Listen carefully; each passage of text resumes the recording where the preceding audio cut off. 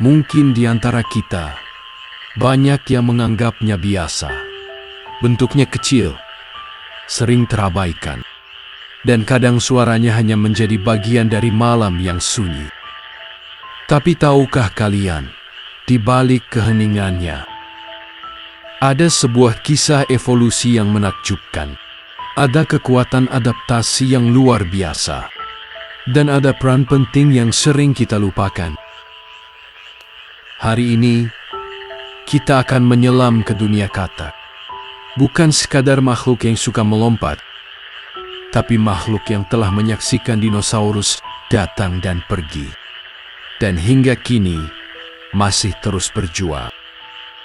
Mari kita kenali lebih dekat katak, sang penguasa amfibi.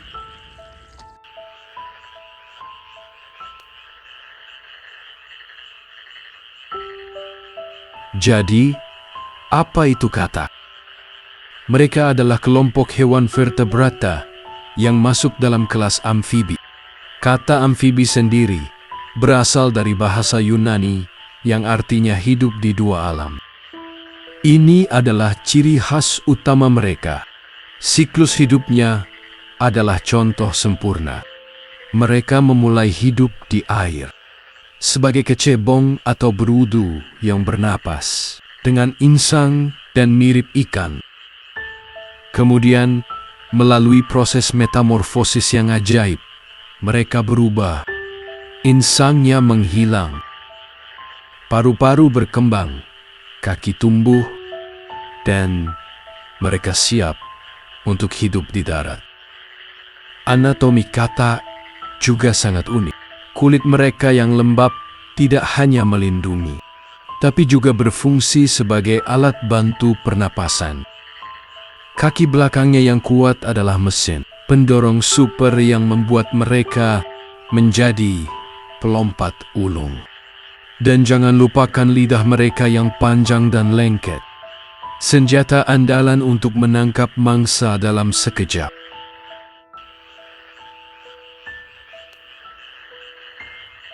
Katak adalah pahlawan yang tak terduga dalam ekosistem.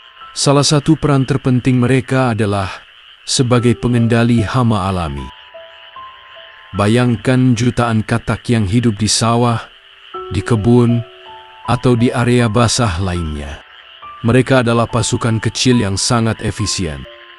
Misinya adalah untuk memakan ribuan serangga yang dianggap hama, mulai dari nyamuk, lalat, belalang, hingga hama-hama pertanian yang bisa merusak panen. Tanpa kehadiran mereka, populasi serangga bisa meledak tidak terkendali. Hal ini bisa memicu masalah serius, mulai dari penyebaran penyakit hingga kerugian ekonomi besar bagi para petani. Katak-katak ini, seperti sistem alarm biologis, menjaga keseimbangan ekosistem tanpa perlu campur tangan manusia. Tapi peran katak tidak berhenti di situ. Mereka juga indikator penting kesehatan lingkungan. Kulit katak sangat sensitif. Mereka menyerap air dan bahkan polutan dari lingkungan sekitar mereka. Jika populasi katak di suatu tempat menurun drastis, itu bisa menjadi tanda peringatan dini bahwa ada sesuatu yang tidak beres dengan kualitas air atau udara di sana. Mereka memberitahu kita bahwa lingkungan sedang terancam, entah karena polusi atau perubahan iklim. Sayangnya, pahlawan kita ini sedang menghadapi banyak ancaman, mulai dari habitat yang menyusut, penggunaan pestisida, hingga penyakit yang mematikan. Meningkatkan perlindungan terhadap katak, makhluk yang sering kita abaikan, adalah langkah penting untuk menjaga keseimbangan ekosistem. Ada beberapa cara konkret yang bisa kita lakukan untuk melindungi penjaga alam ini. Yang pertama, dukungan pertanian berkelanjutan. Salah satu ancaman terbesar bagi katak adalah penggunaan pestisida dan herbisida yang merusak. Banyak bahan kimia ini mengalir ke sungai dan lahan basah, tempat katak berkembang biak mencemari air, dan meracuni mereka. Dengan mendukung pertanian berkelanjutan atau organik, kita membantu mengurangi permintaan akan produk-produk kimia berbahaya tersebut.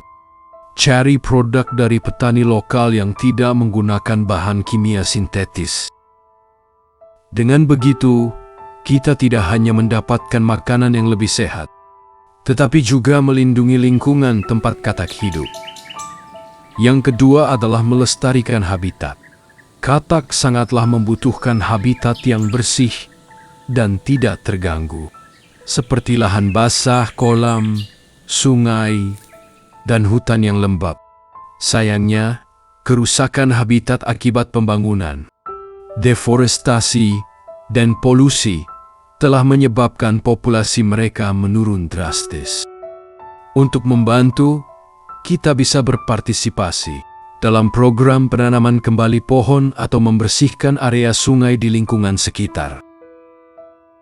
Di halaman rumah, bisa dengan membuat kolam kecil atau area taman yang lembab, bisa menjadi oase bagi katak, memungkinkan mereka berkembang biak dengan aman.